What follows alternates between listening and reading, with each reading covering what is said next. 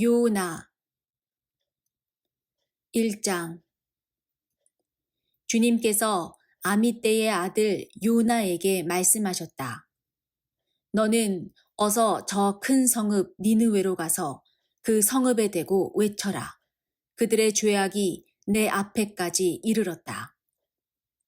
그러나 요나는 주님의 낯을 피하여 스페인으로 도망가려고 길을 떠나 욥바로 내려갔다. 마침 스페인으로 떠나는 배를 만나 뱃삭을 내고 사람들과 함께 그 배를 탔다. 주님의 낯을 피하여 스페인으로 갈 셈이었다.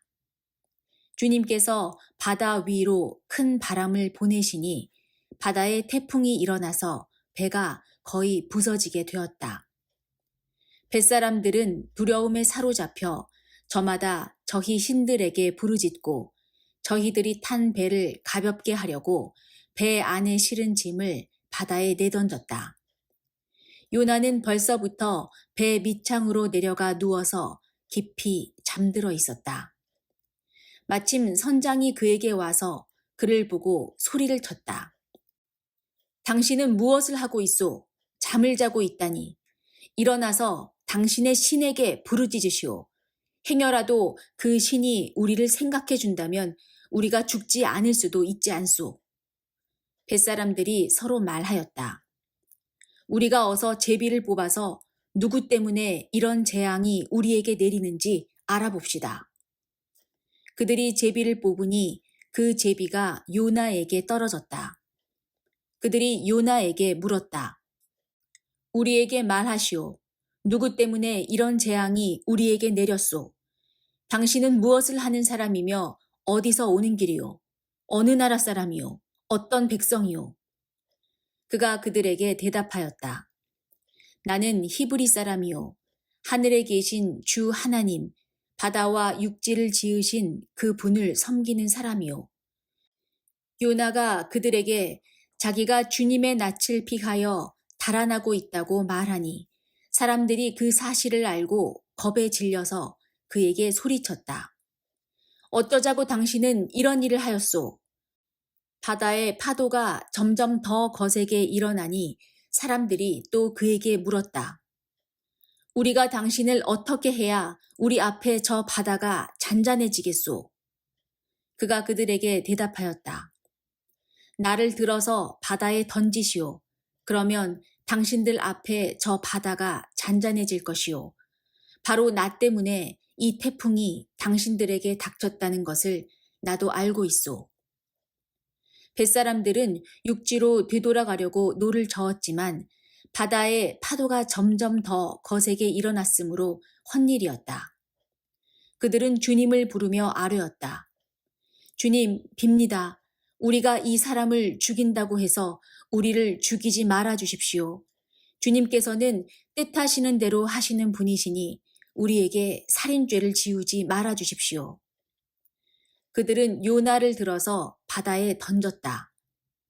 폭풍이 일던 바다가 잔잔해졌다. 사람들은 주님을 매우 두려워하게 되었으며 주님께 희생 제물을 바치고서 주님을 섬기기로 약속하였다.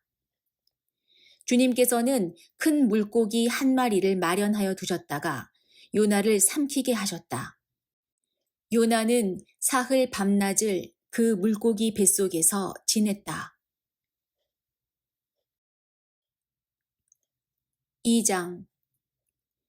요나가 물고기 뱃속에서 주 하나님께 기도드리며 아뢰었다. 내가 고통스러울 때 주님께 불러 아뢰었더니 주님께서 내게 응답하셨습니다. 내가 스올 한가운데서 살려달라고 외쳤더니 주님께서 나의 호소를 들어주셨습니다. 주님께서 나를 바다 한가운데 깊음 속으로 던지셨으므로 큰 물결이 나를 에워싸고 주님의 파도와 큰 물결이 내 위에 넘쳤습니다.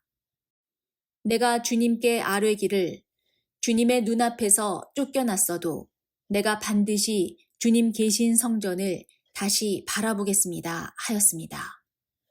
물이 나를 두르기를 영혼까지 하였으며 깊음이 나를 에워쌌고 바다풀이 내 머리를 휘감았습니다. 나는 땅속 맷뿌리까지 내려갔습니다. 땅이 빗장을 질러 나를 영영 가두어 놓으려 했습니다만 주 나의 하나님, 주님께서 그 구덩이 속에서 내 생명을 건져 주셨습니다. 내 목숨이 힘없이 꺼져갈 때에 내가 주님을 기억하였더니 나의 기도가 주님께 이르렀으며 주님 계신 성전에까지 이르렀습니다. 헛된 우상을 섬기는 자들은 주님께서 베풀어 주신 은혜를 저버립니다. 그러나 나는 감사의 노래를 부르며 주님께 희생 제물을 바치겠습니다. 서원한 것은 무엇이든지 지키겠습니다. 구원은 오직 주님에게서만 옵니다. 주님께서 그 물고기에게 명하시니 물고기가 요나를 뭇에다가 뱉어냈다. 3장. 주님께서 또다시 요나에게 말씀하셨다. 너는 어서 저 큰 성읍 니느웨로 가서 이제 내가 너에게 한 말을 그 성읍에 외쳐라. 요나는 주님께서 말씀하신 대로 곧 길을 떠나 니느웨로 갔다. 니느웨는 둘러보는 데만 사흘길이나 되는 아주 큰 성읍이다. 요나는 그 성읍으로 가서 하룻길을 걸으며 큰 소리로 외쳤다. 40일만 지나면 니느웨가 무너진다. 그러자 니느웨 백성들은 하나님의 말씀을 믿고 금식을 선포하고 그들 가운데 가장 높은 사람으로부터 가장 낮은 사람에 이르기까지 모두 굵은 베옷을 입었다. 이 소문이 니느웨의 왕에게 전해지니 그도 임금의 의자에서 일어나 걸치고 있던 임금의 옷을 벗고 굵은 베옷을 입고 잿더미에 앉았다. 왕은 니느웨 백성에게 다음과 같이 선포하여 알렸다. 왕이 대신들과 더불어 내린 칙명을 따라서 사람이든 짐승이든 소떼든 양떼든 입에 아무것도 대서는 안 된다. 무엇을 먹어도 안 되고 물을 마셔도 안 된다. 사람이든 짐승이든 모두 굵은 베옷만 걸치고 하나님께 힘껏 부르짖어라. 저마다 자기가 가던 나쁜 길에서 돌이키고 힘이 있다고 휘두르던 폭력을 그쳐라.